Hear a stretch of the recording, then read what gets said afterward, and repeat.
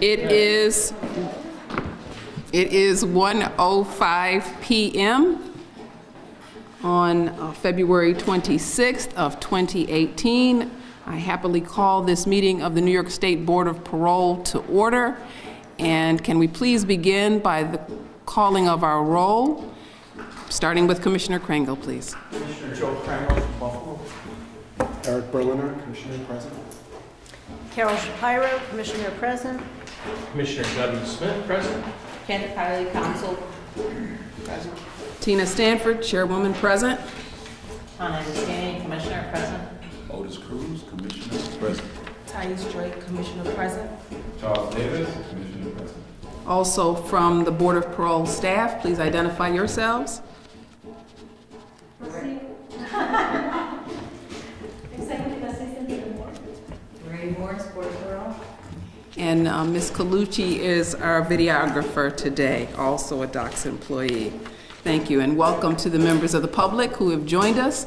Some of you I've met, at least maybe one of you I have not. Welcome, you're always welcome. We appreciate your attendance here and at other meetings involving our work. I have handed out the minutes from last month, specifically from our business meeting of January 29th, 2018. I do note that due to excused absence, Commissioner Kringle is unable to move and vote on these minutes, but having reviewed them, are there suggested changes, corrections that we should note in the record? Yes, ma'am. Time of day that started as 1. Under old business, feedback on training, I would just amend that to say feedback on program services training, so remember which training it was. Okay, thank you. So we're going to insert program services between on and training. So it will read feedback on program services training. That was the training that we were speaking about at that point. And I don't have the record to reflect the exact start time that I noted. So I'll check our record and we'll make that correction.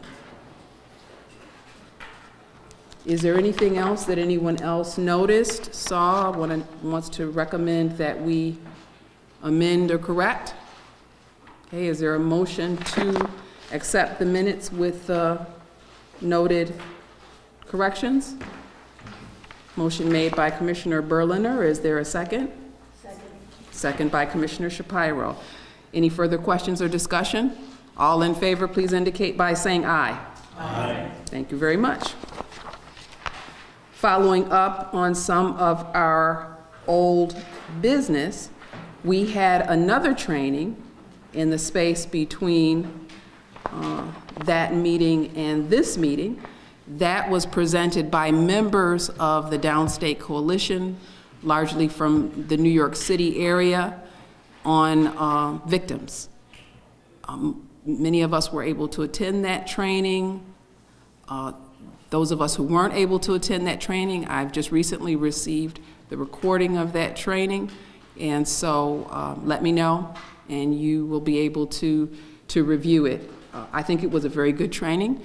Anybody else have any feedback they want to share on the public record? Okay. All right, so we're going to continue full speed ahead with training on a host of issues that have come up during previous board meetings and that may come up in the future. So I'll let you know the date of our next training. Many groups are interested in providing training to us, and so and we have our own interests as well, obviously, so I'll get you dates for future trainings as soon as possible. Hopefully we'll get at least one in maybe before the end of this month. Also, I think, I'm trying to recall, where were we in the video process for the informational video? I think both of you may have done it by then. Yes? You haven't heard anything more since? I just happened to speak to her and say she's still in process. They're still in process on, trying to perfect it, so.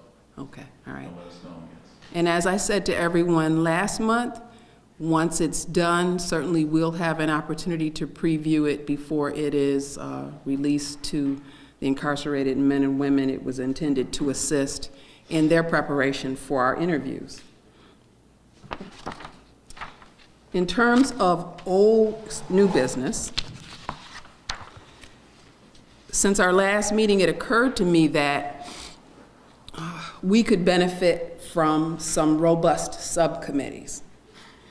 And so to that end, I've tried to think of a few that I think there are certainly members on this board who have expertise and interest in that would definitely benefit the whole body. So what I'd like to do is give you my ideas for subcommittees, and I'll give them all to you so that you can entertain my requests for chairs, co-chairs for some of them, entertain taking up the mantle of being co-chairs for others, and which ones you'd like to join. And before we leave today, I'll circulate a sheet, and if you'd list your name and maybe star it if you're interested in co-chairing or if you agree to co-chair, and then if you're interested in being a part of it, then we'll circulate the list to all of you, and we can start meeting in smaller groups via video or telephone to get busy working in our smaller committees. The first subcommittee that I'd like to recommend we create is a research subcommittee. Executive law actually gives us a duty of conducting, leading research of our own work and work to be done. And I've been asked questions by some of you about certain data that isn't presently collected the way that that the question was formed. So that could be a starting place. Oftentimes as well, the Department of Corrections Research Director, Dr. David Aziz, gets requests from the community, whether it's the academic community or the community at large, for requests to study, proposals to study. And as you might imagine, many of them have to do again with our work. So this subcommittee could also be the primary body on our behalf, fielding those requests and working in conjunction with myself, our counsel, Dr. Aziz and his research team through the department, as well as other department executives who have a say in the research that is allowed to be conducted on the data that they possess, whether it's on our behalf or their own, to see which requests we grant and which requests we don't. They always need to be something that's going to advance our work and have a legitimate criminal justice purpose. So I don't think it will come as a surprise to any of you that I do have some folks in mind to co-chair that, but I'll just go through some of the others first, and then I'll give you my suggestions, see if there's any interest among those I'm thinking could co-chair these committees, and then again we can join as we wish.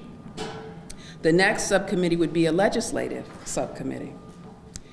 Now, presently, one of our assistant counsels assists our general counsel in keeping a log of all the bills that are being proposed, whether they're coming out of the Assembly or the legislature.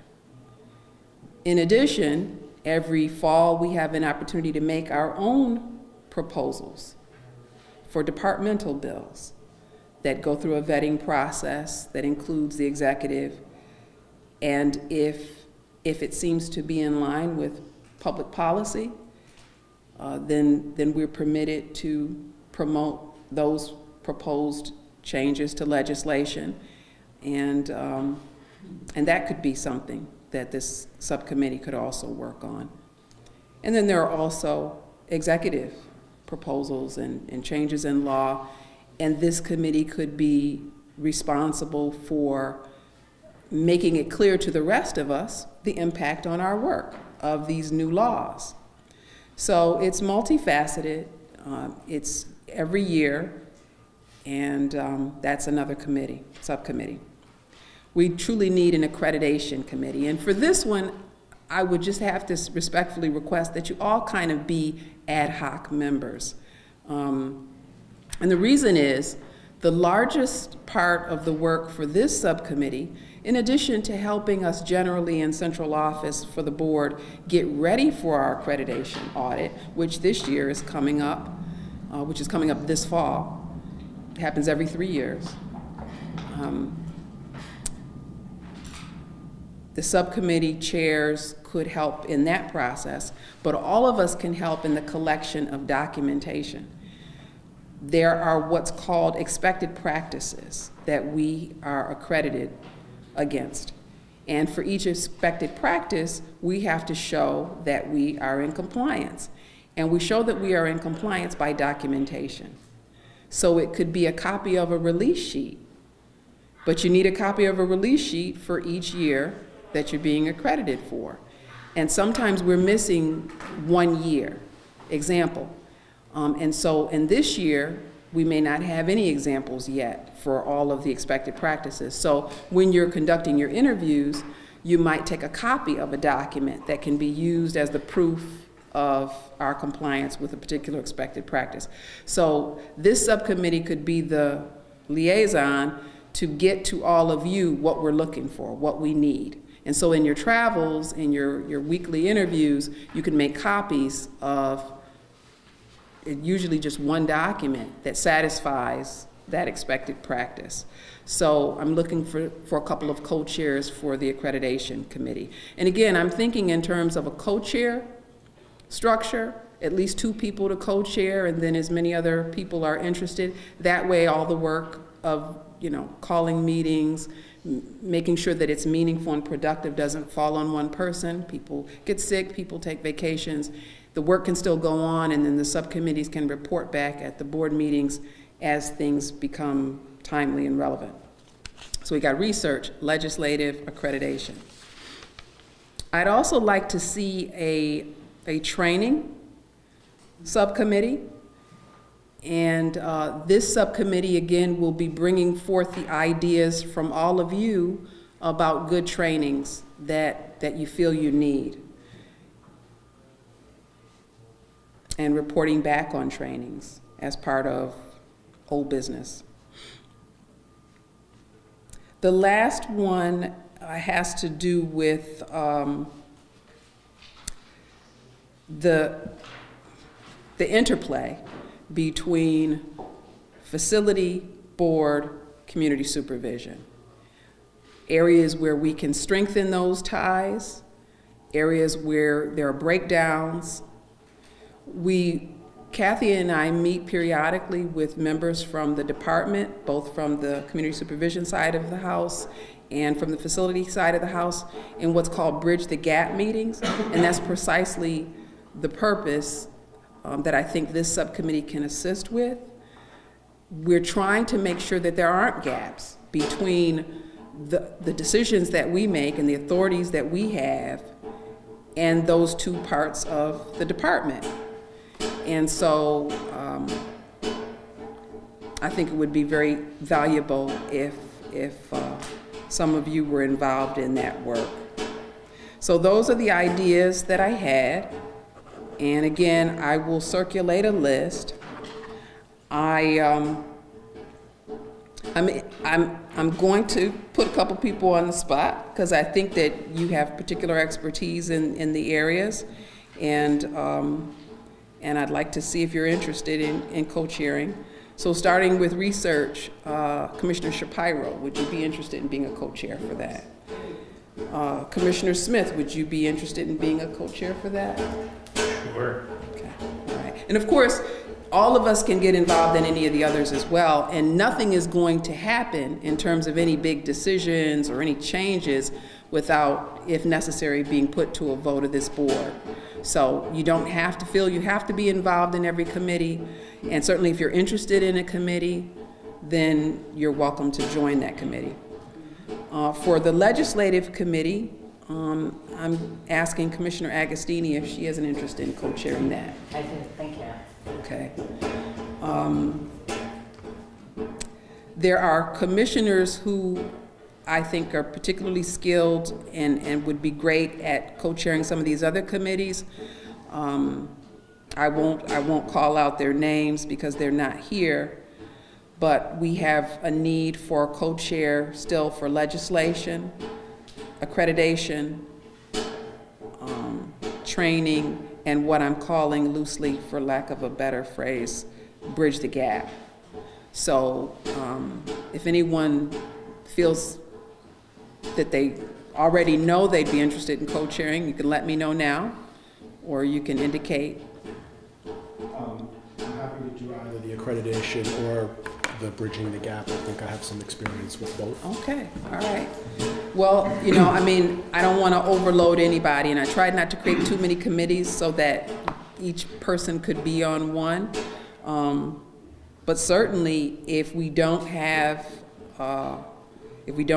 two people for both, you could be a co-chair for both. If you had to choose, which one would you rather put your name in the hat for first? I would always choose operations over legalistic accreditation. Okay, all right. So I will note that. I'll put you as a co-chair for Bridge the Gap, and at least a member. You can put that on the list for accreditation, and we'll see if there's a need for more. Yes, sir. I'd like to bridge the gap. Okay. Okay. So it looks like we've got 2 co-chairs for that already. And again, you can join anything you wish. Is anybody else interested in chairing, co-chairing legislative, accreditation, or training? Okay, all right. Well, then just join as you see fit, and we'll work on filling out the rest. And as I said, we do have some members who aren't present today, so I think we'll be fine. All right.